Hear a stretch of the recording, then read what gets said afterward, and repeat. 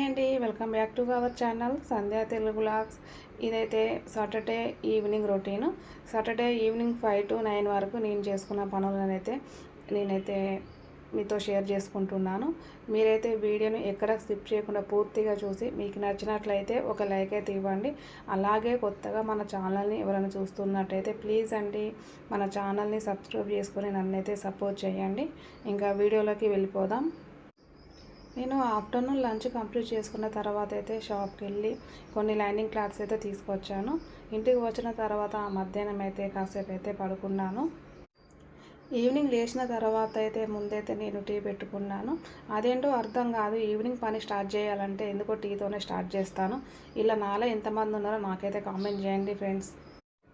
మాకు మార్నింగ్ పాలు చాలా లేటుగా వస్తాయి. నేను వీలుంటే మార్నింగే వెయిట్ చేస్తాను, లేదంటే ఇలా ఈవినింగ్ టైంలో టీ పెట్టుకునేటప్పుడైతే పాలనైతే వెయిట్ చేస్తుంటాను. పిల్లలైతే టమాటా ఎగ్ వండినందుకు చపాతీ అయితే చేయమన్నారు. చపాతీ చేసే ముందైతే నేను పిండిని కలిపి పక్కన పెట్టుకొని ఒక హాఫ్ అన్ అవర్ దానికైతే రెస్ట్ ఇస్తాను. తర్వాత అయితే నేను చపాతీ అయితే చేస్తూ ఉంటాను. ఇలా చేయడం వల్ల చపాతీలు చాలా మెత్తగా సాఫ్ట్గా అయితే వస్తూ ఉంటాయి.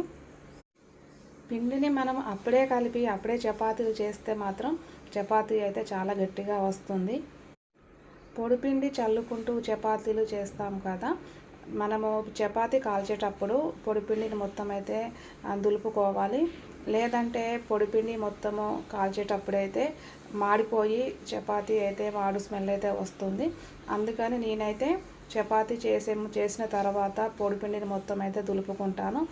చపాతీలని చేసి అయితే ఇలా ఒక ప్లేట్లో అయితే పక్కన పెట్టుకుంటాను. చపాతీలు మొత్తం ఇలా చేసి పక్కన పెట్టుకొని నెక్స్ట్ అయితే నేను ఇంకా కాలవడం అయితే స్టార్ట్ చేస్తాను. నేనైతే ఆయిల్ వేయను, పిల్లలైతే ఆయిల్ వేయకుండా అయినా తింటారు. అయినా కూడా చపాతీలు చాలా మంచిగా పొంగుతాయి. చూడండి మీరే చపాతీ ఎలా పొంగుతుందో.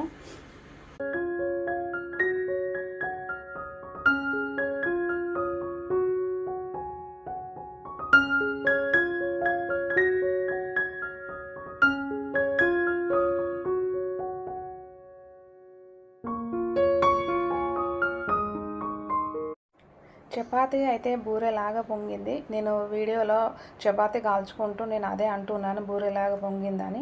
2 చపాతీలు కాగానే చిన్న పాపకైతే పెట్టించాను, తనైతే తింటుంది. నెక్స్ట్ అయితే ఇంకా చపాతీ అంతా కంప్లీట్ చేసిన తర్వాత నేను మళ్ళీ స్నానం చేసి అయితే ఈవినింగ్ అయితే పూజ చేసుకున్నాను. శనివారం కదా, ఈవినింగ్ అయితే పూజ చేసుకున్నాను. ఈవినింగ్ పూజ కొంచెం లేటే అయింది, ఎందుకంటే చపాతీ చేయడం వల్ల లేట్ అయింది. ఈవినింగ్ పూజ కంప్లీట్ అయిన తర్వాత నెక్స్ట్ డే కోసం అయితే పూజ సామాన్ అయితే ఇలా నేను క్లీన్ చేసుకుంటాను. నేను డైలీ అంతే ముందు రోజు అన్నీ క్లీన్ చేసి పెట్టుకుంటాను, పూజ దగ్గర లేట్ కాకుండా ఉంటుంది. పూజా సామాను తోమిన తర్వాత వాటికి వాటర్ లేకుండా అయితే ఇలా తుడుచుకుంటాను. వాటర్తోనే అలా పెట్టేసి ఉంటే వాటికి అయితే వాటర్ మరకలు అయితే కనిపిస్తాయి, అవి చూడడానికి అయితే బాగుండదు. ఇలా వెంటనే తుడుచుకుంటే మంచిగా కొత్త వాటిలాగా మెరుస్తూ కనిపిస్తాయి, చూడడానికి మనసుకు ప్రశాంతంగా అనిపిస్తుంది. ఇంకా పూజ అంతా అయిపోయిన తర్వాత ఒకసారి అయితే నేను ఇలా గ్యాస్ కౌంటర్ అయితే వెట్ క్లాత్ వేసి అయితే తుడుచుకుంటాను. నేను అప్పటికే చపాతీ చేసిన తర్వాత అయితే అంతా క్లీన్ చేశాను, కాకపోతే మళ్ళొకసారి అయితే ఒక వెట్ క్లాత్ తీసుకొని ఇలాగైతే తుడుచుకుంటాను. ఇలా నాలో ఎంతమంది చేస్తారో నాకైతే కామెంట్ చేయండి. ఇంకా గ్యాస్ కౌంటర్ అయితే అంతా క్లీన్ అయిపోయింది. డైలీ నైట్ పడుకునే ముందు నేను ఇలా క్లీన్ చేసి అయితే పడుకుంటాను.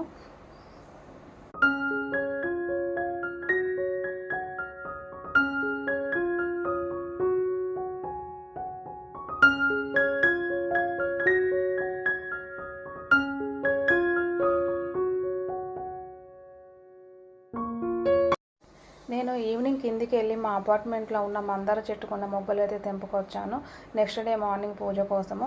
వాటికి వాటర్ వేసి అలా పెట్టుకుంటే నెక్స్ట్ డే వరకు అయితే మందార పూలు అయితే మంచిగా పూస్తాయి. నైట్ నా పనులన్నీ కంప్లీట్ చేసుకొని డిన్నర్ కూడా కంప్లీట్ అయిన తర్వాత నెక్స్ట్ డే స్టిచ్చింగ్ ఉంది.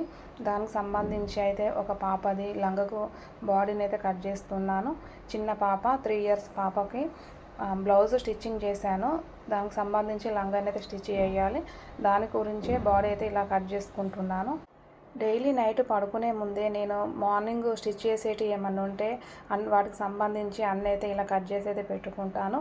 నాకు కటింగే ఎక్కువ టైం పడుతుంది స్టిచ్చింగ్ కంటే. అందుకే ముందు రోజు ఇలా నేను అన్నీ కట్ చేసి పెట్టుకుంటే నెక్స్ట్ డేకి సగం పని తగ్గుతుంది నాకు.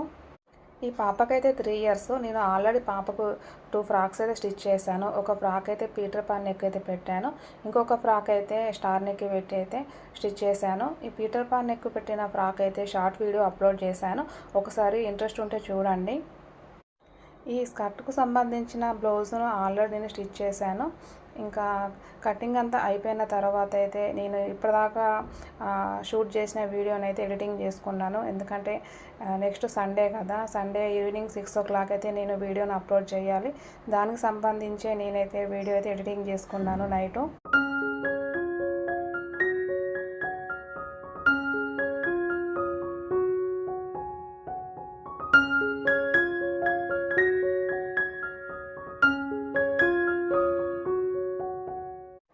ఇంతే అండి ఈ వీడియో. మీకు నచ్చినట్లయితే ప్లీజ్ అండి నన్నైతే సపోర్ట్ చేయండి. మరొక మంచి వీడియోతో మీ ముందుకైతే వస్తాను.